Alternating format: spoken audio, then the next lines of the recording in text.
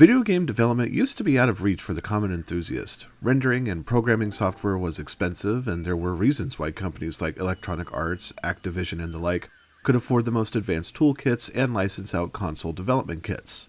That divide no longer exists, thanks to a multitude of free, downloadable software, including full-on game engines like Unity and Unreal, that lets anyone become a game developer. The indie scene has always been a bastion of unique creativity, turning out games and experiences AAA publishers deem too risky or personal for mass consumption.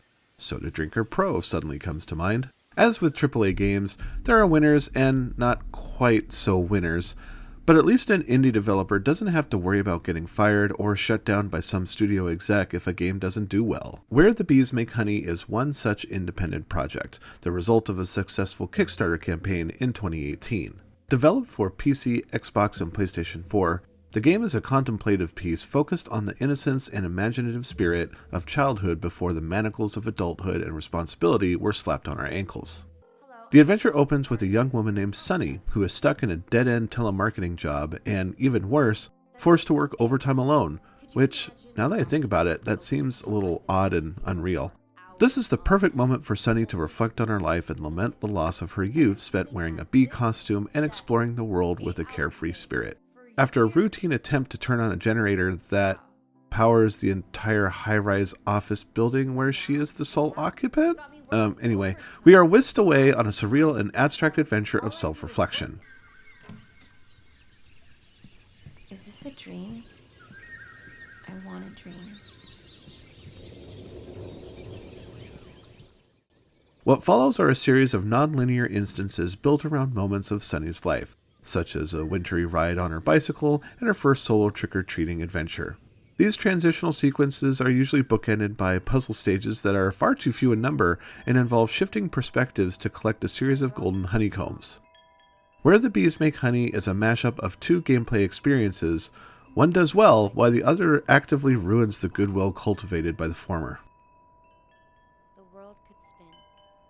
Far be it for me to criticize someone's personal project. Lord knows I know nothing about the time and energy required to design a game, but I found Brian Wilson's work to be messy and plagued by a host of issues from texture glitching and mediocre gameplay to severe frame rate drops and lockups. The problems began almost immediately. Starting from the adult Sunny's perspective, you'll do busy work in the form of finding 3 items requested by an employee for no real concrete reason. I was surprised with how much I struggle with this basic task because the first-person controls are super sensitive and required a feather touch. On top of that, I was met with constant lockups each time I tried to pass through a particular set of cubicles. This happened every time I tried to do so. Technical problems persist well after the start of the game, including transitions that cause the game to stutter and suddenly interrupt or trigger misplaced audio cues. The bulk of the adventure consists of Sunny's recollections of her youth, interpreted here as small gameplay vignettes that offer little in the way of continuity.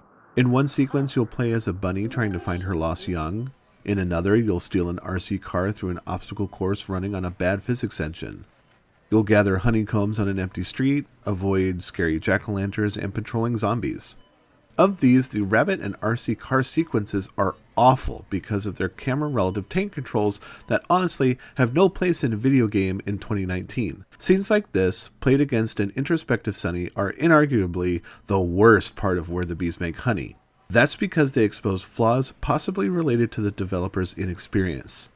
Also, the disparate, disconnected nature of the content feels like the developer had a million ideas but couldn't settle on one to focus their attention. That said, I'd like to specifically call out the puzzle sequences in Where the Bees Make Honey.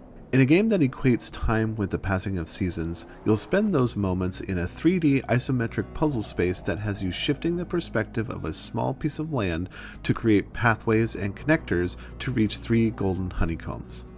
This aspect of the game is really well done, and it's inventive, even if it feels a little derivative of Polytron's Fez. By tapping the left and right shoulder buttons on the PlayStation 4 controller, you'll create passages, trigger elevators, and open gates.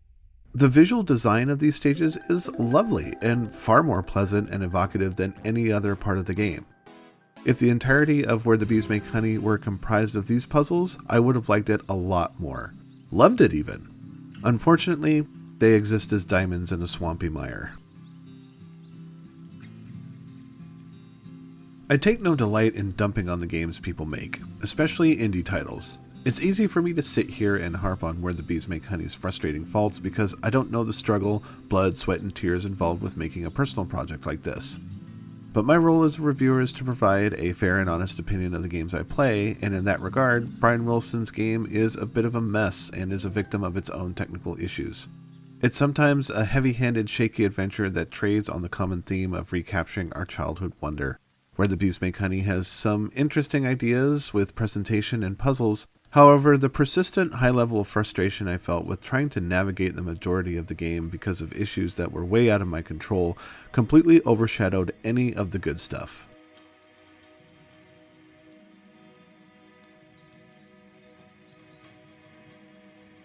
Dark Station gives Brian Wilson's Where the Bees Make Honey a 2.5 stars.